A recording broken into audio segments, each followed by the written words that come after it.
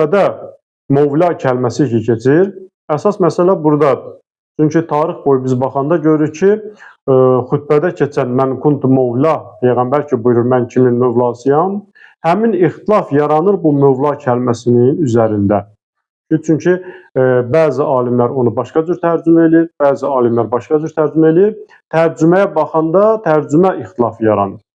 İndi bu tərcümənin biri, bəzi alimlər belə deyir ki, Peyğəmbər ki orada buyurur, mən kimin Mövlasıyam, Əli onun Mövlasıdır.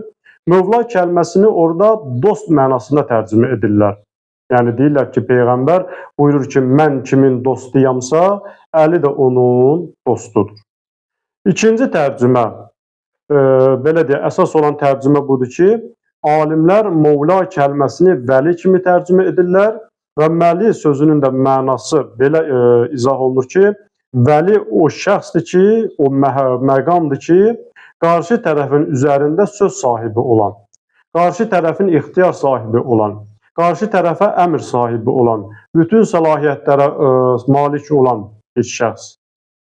O zaman tərcümə belə olur ki, Allah Rəsulü ki buyurdu, mən kuntu Mövla, yəni mən kimin əmr sahibiyəmsə, mən kimin ixtiyar sahibiyəmsə, kimin səlahiyyətlərinə malikəmsə, Əli də eynən o cürnədir.